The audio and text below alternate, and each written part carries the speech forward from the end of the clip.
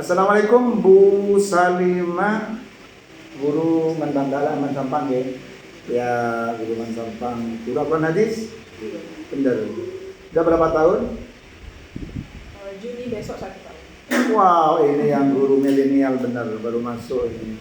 Masuk P3K? CPNS barusan. Dari?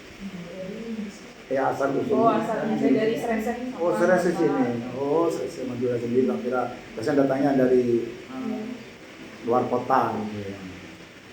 Saya Muhammad Ali Wafa, S3 dari mahasiswa S3 dari Universitas Kiai Haji Abdul Halim Pacet Mojokerto dalam rangka menyelesaikan tugas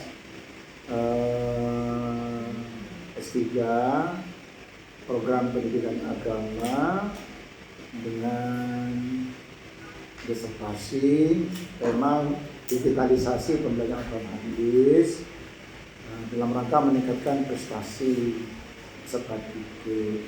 Guru sebagai Al-Quran hadis pasti sudah memahami apa itu digital pembelajaran. Berkenan bisa menjawab Bu Salimah? Gitu ya. Singkat, cepat, padat, nikmat, sama hati semuanya. Ya. Ibu, ketika panjenengan akan mengajar, nah, bagaimana cara menyusun RPP yang berkolaborasi dengan digital? Untuk menyusun RPP itu sendiri, Bapak, saya akan memilih materi, tujuan pembelajaran serta model pembelajarannya saya akan pilih dulu, sehingga saya bisa menentukan platform apa atau media digital apa yang bisa saya integrasikan dalam pembelajaran tersebut. Jadi kembali tema dulu ya. Yang kedua, perangkat digital apa yang sering digunakan? Yang peserta didik, panjenengan dan saya. Untuk perangkatnya sendiri, karena memang masih standar anak SMA, jadi saya gunakan perangkat yang sesederhana mungkin yang bisa dijangkau oleh semua siswa, yaitu HP Android, smartphone, laptop untuk saya, dan juga proyektor yang disediakan oleh sekolah. Ada smart TV? Belum ada. Belum. TV interaktif? Belum, jadi adanya cuma proyektor. Jadi sesederhana mungkin yang bisa dijangkau oleh semua kalangan lah. Kalau dengan guru itu, kalau dengan murid kan cukup dengan tadi itu ya, Android gitu ya. Oke, itu perangkat. Yang kedua, platform pendidikan apa Ibu? Apa saja? Platform pembelajaran apa saja yang digunakan dalam pembelajaran Quran hadis? Cuma itu Bapak, tergantung dengan materinya ya. Kadang saya buka YouTube, kita nonton Sirah Nabawiyah bareng-bareng. Kadang juga saya main game di Wordball, main game puzzle di Jigsaw, Quizzes dan lain-lain. Dan kalau untuk pembagian kelompok pun saya pakainya biar lebih menarik, pakai spinner secara online yang gratis Bapak. Itu bisa diikuti oleh murid ya? Bisa, kita tinggal share linknya aja. Ya, itu. Bagaimana memilih materi atau tema dalam pembelajaran Al-Quran hadis yang berbasis digital? Ya, jujur Bapak, saya itu tidak semua materi dan bab saya integrasikan ke dalam media digital, karena kita kan al-muhafadzatu ala qadri sholih wal abdi bil aslah. Kita tetap pakai, memang kalau materi, ada beberapa materi yang memang harus disampaikan berulang-ulang agar anak-anak paham. Jadi saya memilih untuk pakai metode ceramah atau langsung tunjuk anaknya, coba kamu baca ini nak, sekarang ditutup bukunya, sudah paham atau belum, atau biasanya juga saya menggunakan media digital itu kan. Jadi itu ada gabungan ya, sering dilakukan gabungan ya, platform yang dipakai itu ya. Kadang-kadang platform yang dipakai itu berupa digital, kadang-kadang manual gitu ya. Disesuaikan dengan temanya, bagaimana dilakukan. Oke. Memilih tema sudah. Kalau dengan memilih model pembelajaran. Model pembelajaran itu secara besar ya, model pembelajaran. Apa masuk model pembelajarannya, apa yang perlu dilakukan dalam berbasis digital? Mempersiapkan juga. Ini masih persiapan dalam rangka pembelajaran. Model pembelajaran apa? Kalau bahasa yang lebih bagus itu ya, bagaimana menyesuaikan model pembelajaran dengan karakteristik kemampuan peserta didik dalam pelaksanaan digitalisasi pembelajaran akuntansi. Jadi menyesuaikan model pembelajaran. Biasanya saya menggunakan selain metode ceramah juga ada discovery learning. Jadi disampaikan selain saya menyampaikan secara langsung kepada anak-anak, nanti di akhir saya akan menyiapkan kuis Bapak berupa game, bisa dari word wall atau jigsaw puzzle. Jadi untuk mengetahui anak ini benar-benar paham tidak dengan materi yang saya sampaikan. Baik, ini sudah selesai dengan pengantar. Yang kedua, implementasi pelaksanaan Ibu. Pelaksanaan di kelas gimana? Pelaksanaan digitalisasi pembelajaran akuntansi di kelas kayak apa gambarannya? Pertama-tama, ada beberapa saya langsung menyuruh anak-anak untuk membentuk kelompok. Contoh ya Bapak, di kelas 10 ada tema atau materi tentang tokoh-tokoh ilmu hadis pada zaman dahulu. Jadi saya nanti langsung share, saya buatkan PPT mereka, nanti ada scan barcode-nya mereka. Saya Seperti itu sudah masuk SPP dulu kan? Sudah, itu yang sudah. masuk tadi. Iya. Ya, SPP menyiapkan itu maksudnya. Iya. Nah, sekarang pembelajarannya sebelum masuk, kapan masuk itu bikin kelompok ya. Gimana ceritanya? Itu saya buka PPT, nanti masing-masing kelompok saya sudah sediakan beberapa barcode untuk membarcode game puzzle. Nanti setelah di barcode akan terintegrasi kepada game puzzle. Nah, game puzzle-nya ini nanti ada salah satu nama tokoh ilmu hadis. Setelah mereka selesai mengerjakan game puzzle tersebut, sudah ada, oh ini namanya Imam Al-Bukhari, Bu, saya dapat Imam Al-Bukhari. Silakan cari referensi dari mana saja, buku boleh, handphone boleh, untuk mengetahui biografi dari tokoh-tokoh hadis tersebut. Sekarang cara Bapak Ibu memanfaatkan digital pembelajaran agar materi dapat dipahami dengan baik. Cara memanfaatkannya itu lebih spesifik ya kepada anak. Sebenarnya kalau bicara digitalisasi sendiri di Mara Sampang, sejak saya masuk di sini, sekarang kita SAS itu semua sudah pakai berbasis digital Bapak. Jadi kita menggunakan platform digital itu sebagai bentuk mengukur evaluasi atau kemampuan anak-anak. Jadi memang dikhususkan sebenarnya lebih banyak kepada penilaian. Ya, ini yang saya maksud adalah pemanfaatan digital itu dalam meningkatkan materi pemahaman. Ini spesifik dengan ini materi esensialnya. Nah, apa itu dilakukan untuk mempercepat pemahaman? Secara esensial. Iya. Tadi Bapak biasanya anak-anak kan langsung dibuat kelompok, jadi anak-anak bisa mencari sendiri materinya di buku boleh. Jadi lebih luas. Lebih luas gitu ya. Mereka Itu yang untuk mencari materi yang saya sampaikan. Baik, itu. Keaktifan sekarang. Dengan adanya digitalisasi ini anak lebih aktif dalam pelaksanaan Pak Alapun.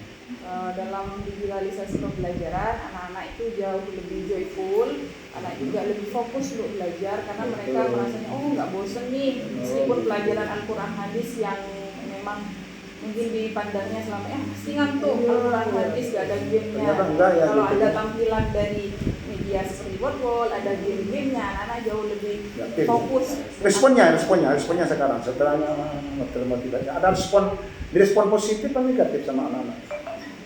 Respon positif. Ya. Sebenarnya kan kalau kita juga terus berulang-ulang menggunakan digitalisasi, takutnya anak-anak bosan. Jadi memang saya sering ketika saya menggunakan metode yang manual, yang seperti biasanya anak-anak juga responsif. Ketika saya menggunakan digitalisasi, anak juga responsif. Harus membaca situasi ya. Tidak menonton dengan digital. Ya. Lihat situasinya, kondisinya anak. Dalam ini bagaimana digitalisasi pembelajaran akuntansi hadis dapat membantu proses pembelajaran berulang didik? Terbantukan enggak dengan digital dalam pembelajaran? Terbantu Bapak, terutama kalau kita sedang mau mengadakan ulangan harian, biasanya kita pakai quizzes, tinggal kita share linknya, anak-anak bisa mengerjakan, setelah itu kita bisa melihat nilainya, jadi nggak perlu ngoreksi, langsung ada nilainya sudah terintegrasi ke perangkat kita. Anak learning well ya, lebih suka dengan Ya, itu. betul. Yang terakhir, bagaimana cara mengevaluasi pembelajaran? Yang bukan digital itu cara mengevaluasi pembelajaran kayak apa? Yang bukan. Iya, maksud saya gini. Bapak Ibu kan ngajar. Setelah ngajar itu butuh mengevaluasi murid. Cara mengevaluasi murid itu ada program sendiri sifat kita. Iya, biasanya kalau saya langsung Pak ya, langsung oral secara oral atau ujian syafawi itu saya sediakan media digital yang dimana nanti berbentuk kotak-kotak banyak. Dan di dalam kotak itu ada pertanyaan-pertanyaan. Anak-anak saya tunjuk salah satunya, silakan. Umpamanya Siti Khotijah maju, Siti Khotijah milih kotak nomor berapa, nanti di situ ada pertanyaan terkait materi yang saya sampaikan. Setelah Khotijah berhasil menjawab tersebut, Khotijah boleh memilih teman-teman yang lain untuk maju ke depan, bergantian sampai selesai. Itu prosesnya. Ya. Segini itu menjadi penilaian di situ. Iya, sekaligus menjadi penilaian. Oke. Terakhir, media digital apa yang sering Bapak Ibu gunakan dalam pembelajaran? Media pembelajaran. Yang sering Bapak ya. Biasanya word wall dan nonton YouTube film bareng Bapak. Itu anak-anak suka. Karena isi sejarah Wahyu pertama kali datang dari Roh gambaran seperti itu. Ini betul gitu ya? Iya. Jadi kita sesuaikan sama materi yang mau kita ajar. Kan dampak dari pengalaman mengajar ibu guru dengan digitalisasi pembelajaran, dampaknya kayak apa? Pengalaman ibu guru sendiri.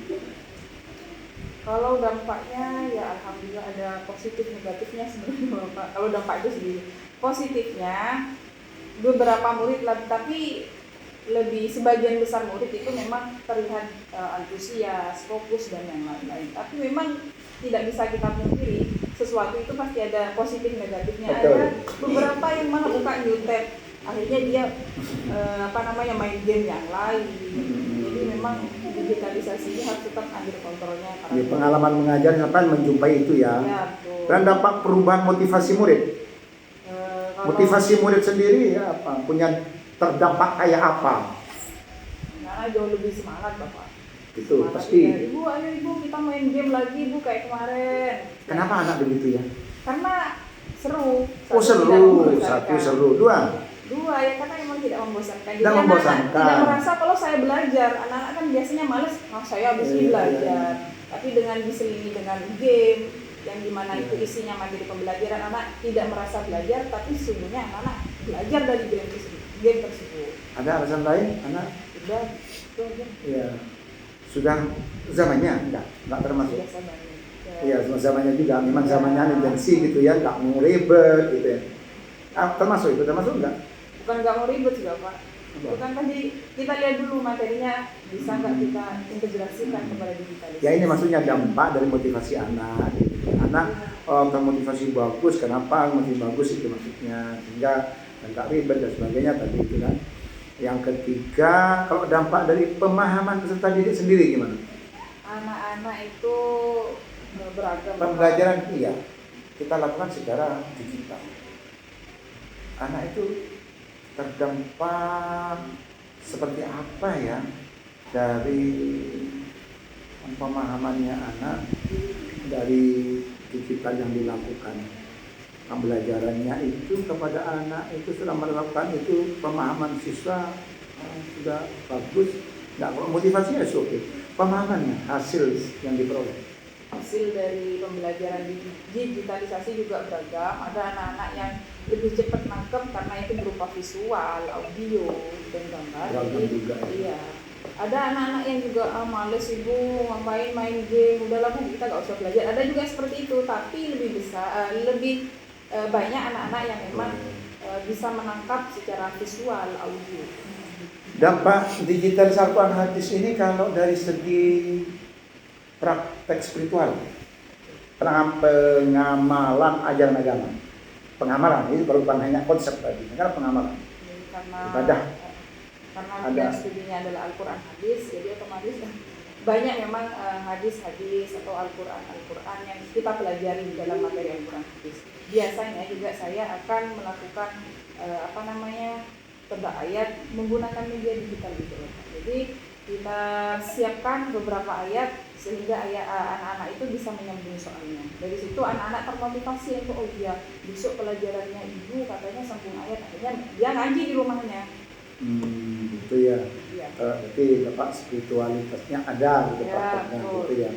Kendala apa saja Ibu yang dilakukan, yang terjadi ketika pelaksanaan pembelajaran digital alternatif? Oke. Kendala apa saja? Yang pertama itu kadang kalau biasanya anak cowoknya Bapak ya suka buka tab yang lain, akhirnya dia buka game yang lain, buka browser yang lain. Kedua, kemudian anak-anak beralasan, ibu saya nggak punya paketan. Itu yang biasanya kendalanya sering terjadi. Seperti itu, Pak. Untuk mengatasi itu apa? Ya Solusi. mau tidak mau guru ini juga harus bisa menyediakan media pembelajaran secara offline supaya tetap. Ternyata kita sudah menyiapkan materi secara digitalisasi. Anak bilang, ibu, semua satu kelas kompa bilang, ibu kita nggak punya paketan ini ibu. Nah, kita sebagai guru sudah siap untuk memberikan materi itu secara offline. Offline ya, tidak online. Salah satu jalan keluarnya gitu ya. Saya kira itu saja. Terima kasih. Mudah-mudahan barokah manfaat. Ya, Ibu